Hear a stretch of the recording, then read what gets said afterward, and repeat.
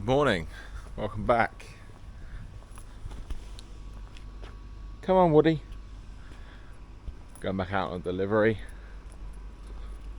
Another 6 cubic meters kiln dried.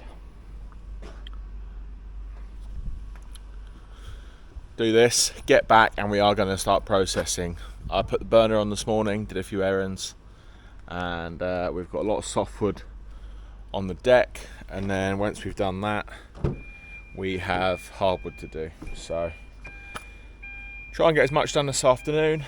The time just flies by at the moment, so see what we can do later.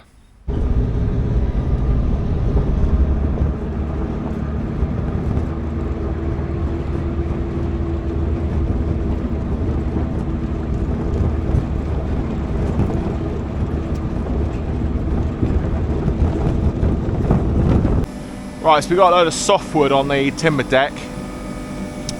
I am going to adjust the woodcutter to cut 20 centimetres or just under, instead of the normal 24 to 25 centimetres I do for logs, just to go through the kinlet. So I'll show you how to do that now.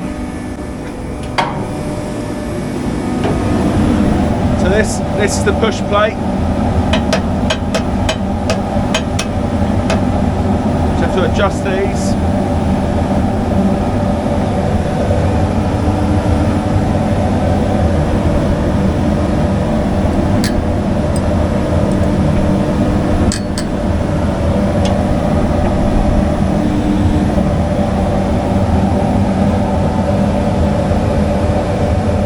There's the lines.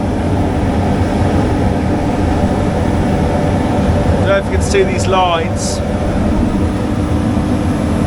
So we're aiming for 4 lines, just under.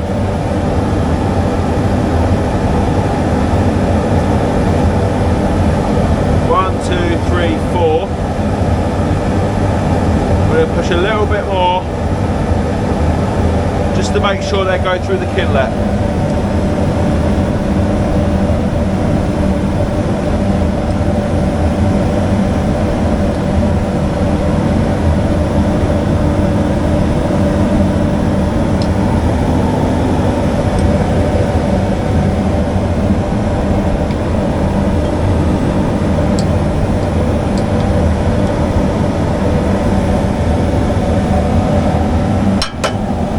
That.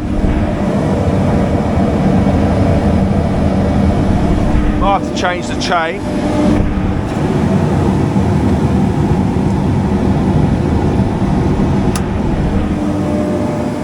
We'll give it a go. Might just change the chain. Okay.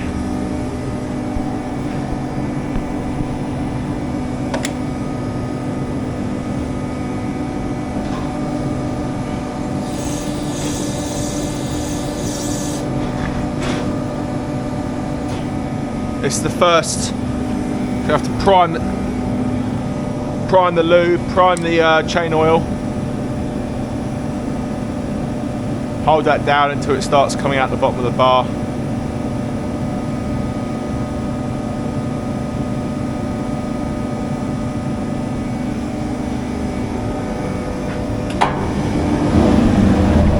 As you can see now, it's starting to come out the bottom of the bar. Look.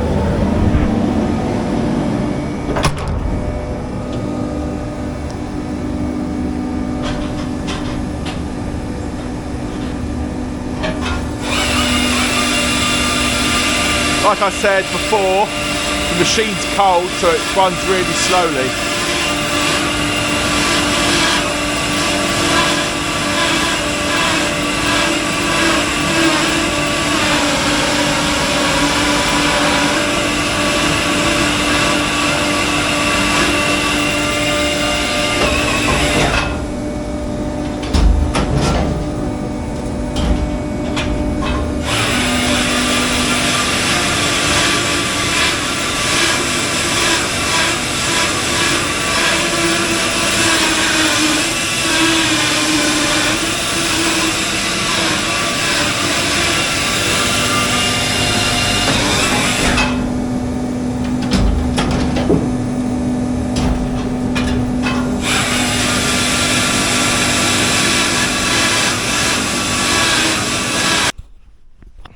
I'm going to give the I'm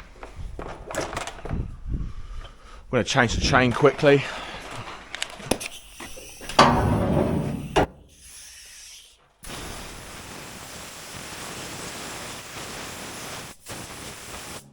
It's making a pretty coarse edge there, and you can see it's not leaving it nice, so I'll change it.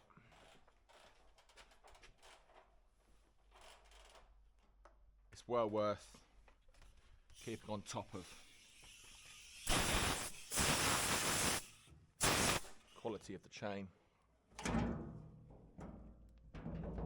Made to measure, that is.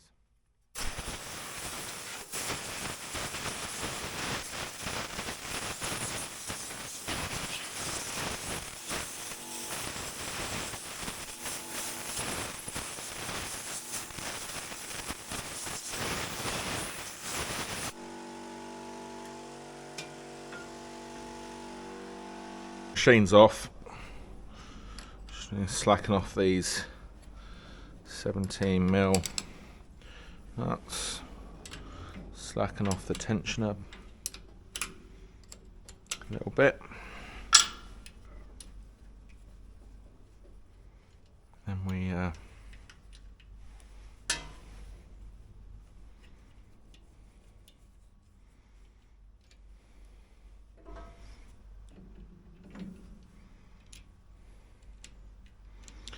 take the bar all the way off. Make sure the oiling holes are clean. This oil I've got at the moment is really tacky. Give that a little blowout before we leave.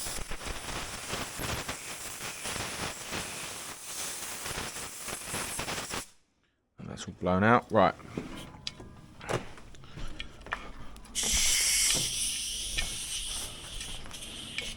Don't come back on here. Sorry about the mess of the workshop. I know it needs doing.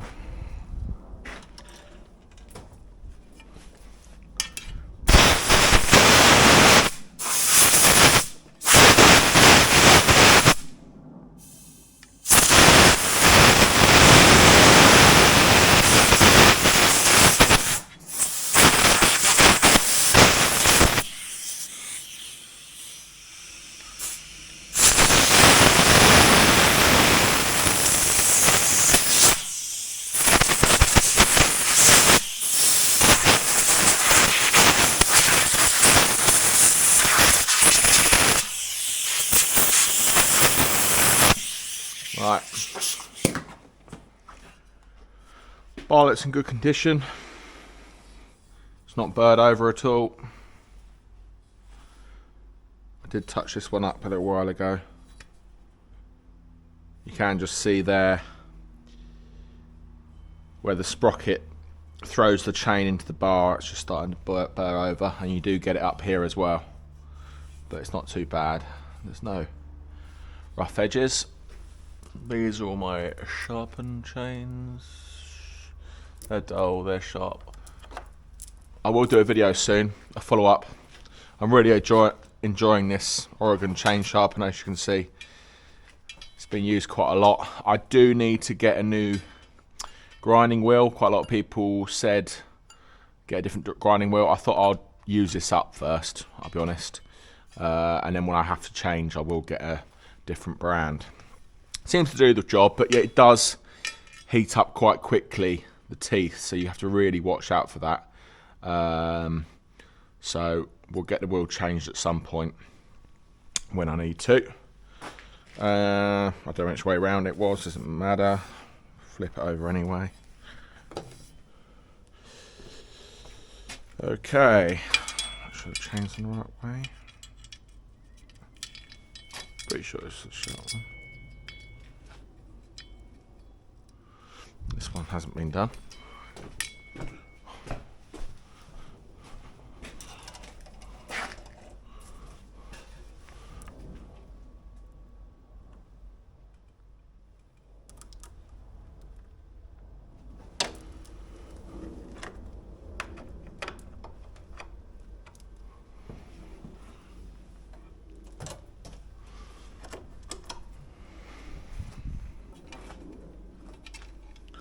Alright, so we are definitely going to have a bit of a chain sharpening session.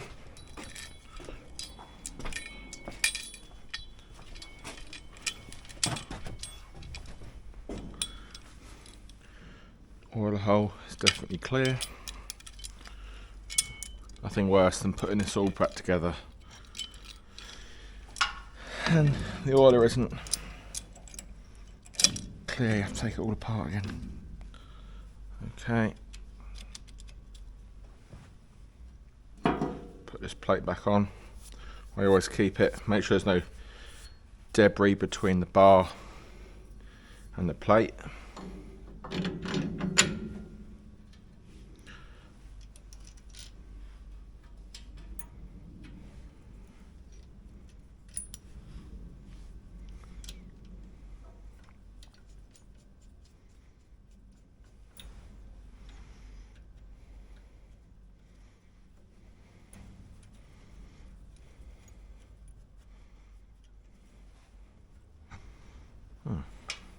Thread's not great on that.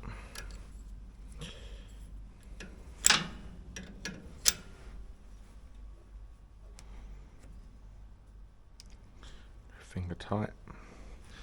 We pull the bar up towards us, takes the slop out of it.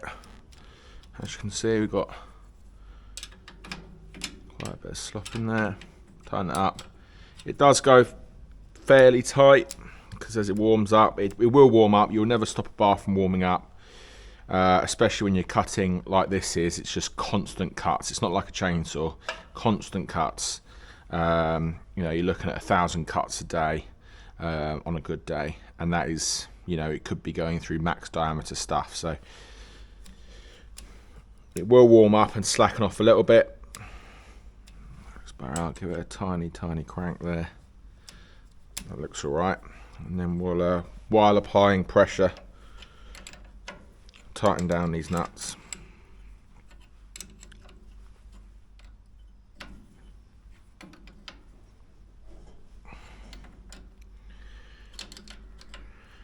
Okay.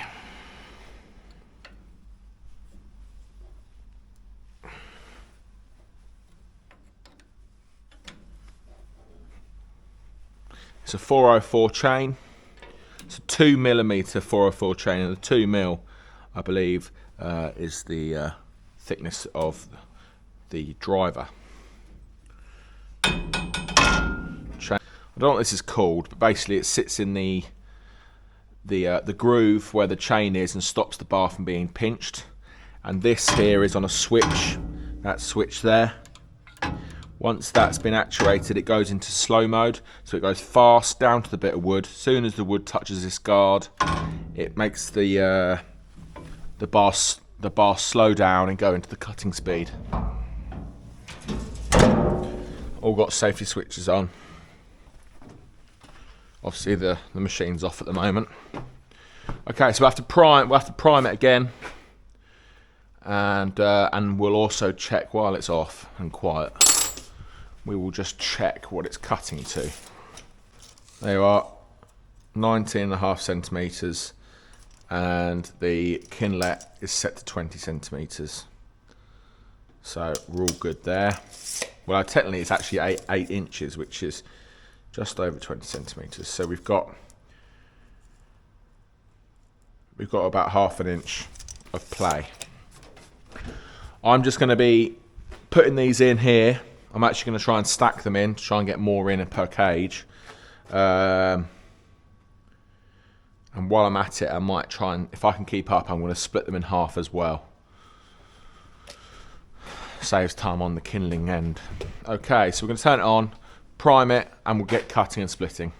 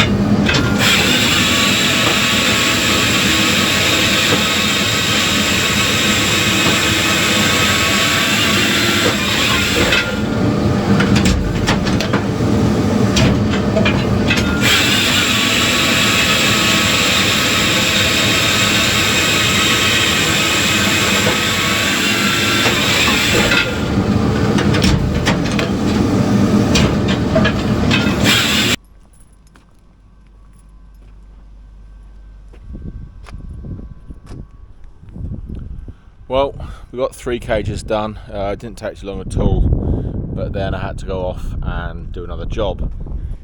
I went and picked up the rest of the cages from the other site. They were starting to get in the way, and they had chip lorries going out that clamp, so I thought I'd go and clean them up, get them out of the way. But for now, because there wasn't too much of this video, I do have some footage from a delivery the other week.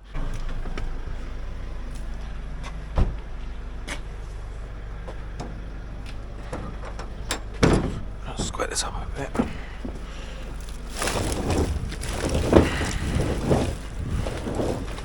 Nice bit of cherry in here, cherry and ash. Sounds real dry as well. It's nice.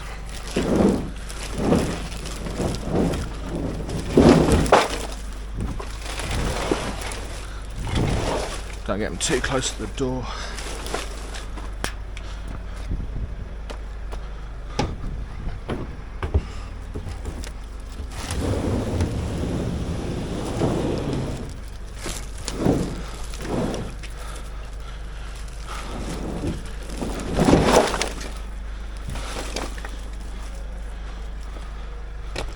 Lips handy.